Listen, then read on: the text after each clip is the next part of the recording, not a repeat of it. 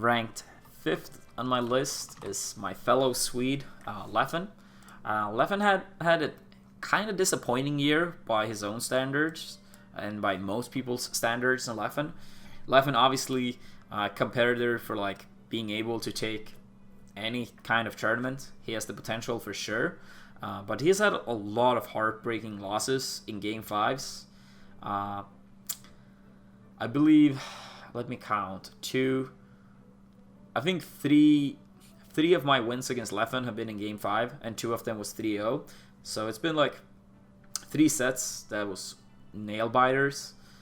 He's down against H-Box. Also a few Game 5s. Yeah, he lost at Royal Flush Game 5. He lost at Summit Spring Game 5. But he also got 2 crucial wins at Don't Park on the Grass. And if it wasn't for these 2 wins and a Smash and Splash, he actually could have been ranked lower this season. But the Don't Park on the Grass win and his really, really crazy performance in Losers, the Smash and Splash, clearly puts still like a gap between Leffen and Plop and Chew. So these 2 performances were really important for him. And overall, even if he didn't have them, I feel like I probably in my mind would have felt like Leffen is a level above them anyway, but you still want to have data to support it. But yeah, down against me, as I said, down against H-Box, 1-2 against Mango, tied with Mewtwo King, tied with Plop. So he doesn't have any positive scores against anyone ranked in the top 6 this year. So his first positive score comes here against SFAT. He dropped 1 set, but playing Marth. But outside of that, it's very, very consistent. Up against Westballs, Axe, Shroomed. He's tied with Duck and tied with Drugged Fox. So yeah, Sane is the only one with a winning record against Leffen outside of... So yeah, it's the top 3 and Sane. Yeah, overall, it's kind of like a little bit like the Plop thing here. Beats people ranked below him, loses to people above him for the most part. Not as drastic as in Plop's case, since he does have a few wins against the top 6. But kind of similar year to Plop in a sense. A little bit more up and downs in terms of placements. Since he do have a first place at Don't Park.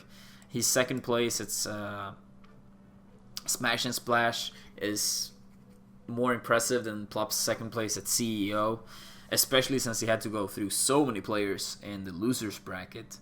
Not as consistent in term placing as I said, but still a lot of similarities with Plop this year. But I feel like no one can debate Leffen's placement for the year so far, especially not after his Smash and Splash run. So Leffen number 5. Now we come to the next debatable topic, Mewtwo King Mango. I feel like it's a little bit similar to Plop and Chewdat. Peak versus consistency. How do you value each one of them? Always hard to say. I personally decided to rank Mango as number 4. Mango also been a little bit of a roller coaster this year. Been some very, very good performances. And also a few not so good performances. But yeah, Mango started off the year strong, beating H-Box, Wistrobe, Kirby Kase, and beating H-Box twice actually. H-Box still had a broken finger, so I don't feel as strong for those wins as some people. I know I wouldn't be able to play nearly close to my potential, but he still ended up beating Mewtwo King and Leffen. I'm not sure why they are not listed here, but I'm pretty sure we all know. Smash Summit was like one of his lower lows. He does beat Hugs, Ice, but loses 0-3 to Plop, 1-3 to Axe, and Chewdat makes a reverse 3-0 against Mango. Chewdat being Mango's biggest demon this season by far, having 3 losses to him. Smash Rivalry is also pretty disappointing. He beats Lucky and Pew Pew in 2 pretty close Game 5s, but then loses again against Chewdat. Or no, wait. Smash Summit was actually not a reverse 3-0. Sorry, it was the Smash Rivalries That was a reverse 3-0. At Smash Summit, it was 2-1. Then Chewdet makes a big comeback game 4, and then 4 stock or JV 4 stock in the last game. But that's mainly his 2 biggest disappointments. The Invitationals, kind of like similar to West Bowls, having a hard time to perform at the Invitationals. But his biggest one by far was Royal Flush. He beat me twice, 3-2, really close sets. Beating HBox, Drugged Fox, beating Shroomed in a really close set, My Case, Moon, and Mafia. Dropped 1 set to me, but obviously still won the tournament. So, outside of me and HBox, it's probably overall the best performance anyone have had. It's better than any performance Mute King have had this year. But he do have some more losses against the non-top 6.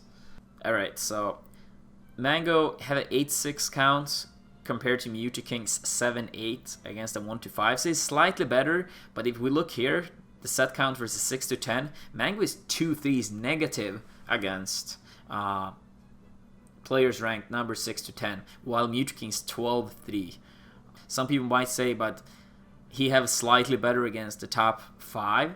But the thing is, I personally feel like if you only look at set counts versus top 5, if you fail to get it to these players when you're playing bad, then you're always going to have a drastic advantage. If you look at players like me and HBox, even at our worst days, we rarely, if ever, drop sets against the non-top 6. It's super uncommon. So even at our worst days, we still have to fight Mango, Mute King, and Leffen.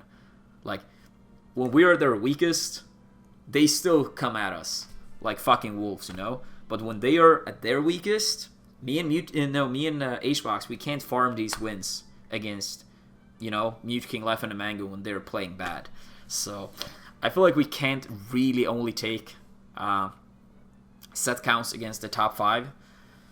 Like, it's very important. Like, look at HBox. He has a worse record against the top 5 than Mango this year, but no one would say Mango have had a better year, because you have to look at the rest of the stats as well. And even when HBox plays like shit, he pretty much always beats players ranked below him. So I feel like that's really important to remember at the end of the day. I do believe these losses against non-top 6 members should carry more weight, and set wins against the top 5 slightly less. That's not to say set wins against the top 5 is not important. It still is really, really important. But yeah, it's always 2 sides to the coin. But yeah, that also means obviously that Mute King ranked number 3. It's still a close battle between him and Mango, for sure. He has not had as many like really, really good performances. He got 1 first place at CEO Dreamland, which is a good one, beating Hungerbox, SFAT, Plops Luigi, Pew Pew, MacD. So it's still like a very good tournament. It can't compare with Mango's Royal Flush, even though both were first placements, because it was not as stacked. He also had a relative similar lowest low with 9th at Smash Rivalries, losing to Wistrobe and Axe. Slightly worse placement than Mango, but Mango lost to Axe, Chewdet, Mute King lost to Wistrobe Axe. So kind of comparable losses. And they both won 3-2 in their sets they won. Mango won 2 sets, Mute King won 1 set. But overall, kind of similar performances at Rivalries. Mango did a slightly better job. Or I actually can't say good.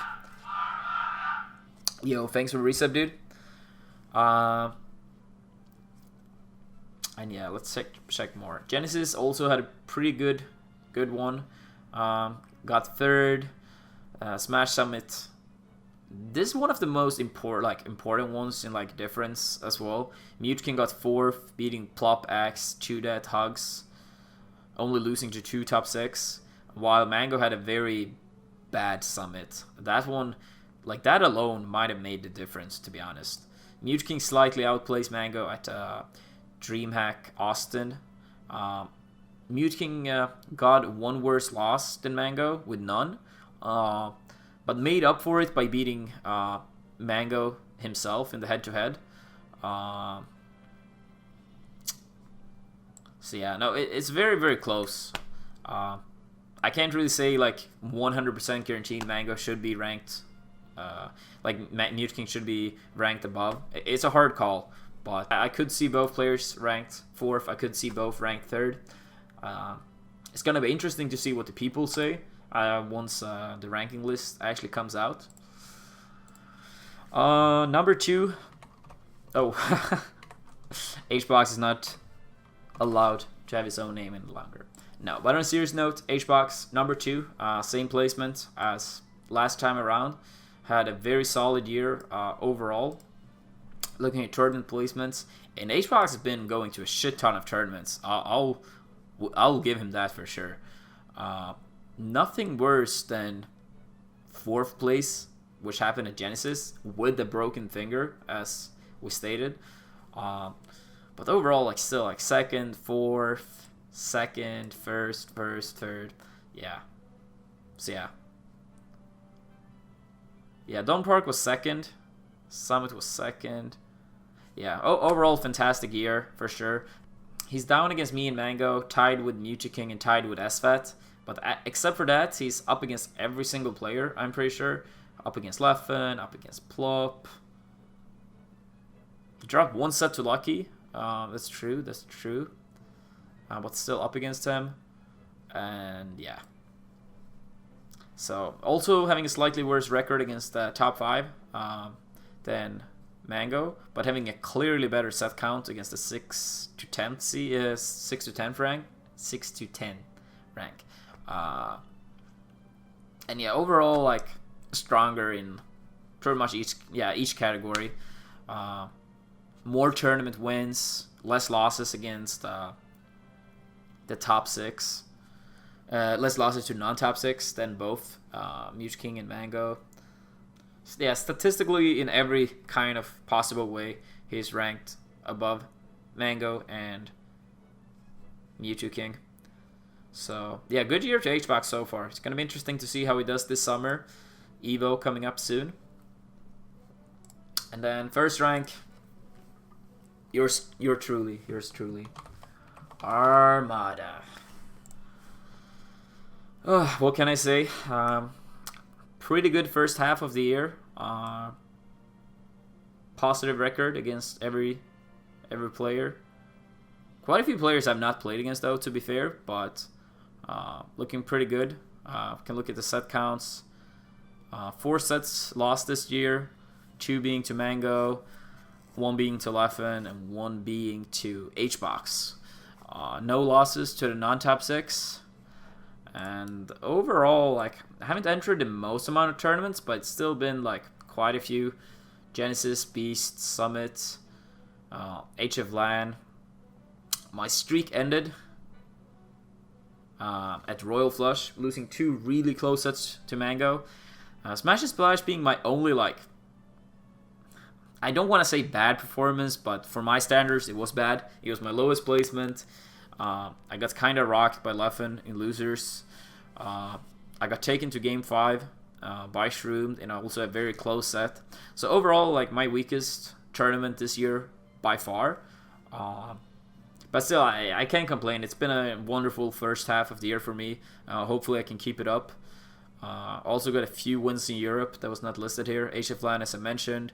Mission Complete, beating AMSA twice. And then DreamHack Summer, beating Leffen twice. So yeah, it's been a crazy first half. Second half is probably gonna be even more crazy. But yeah, let me know what you guys think about the list. I'm actually eager to see what you guys have to say.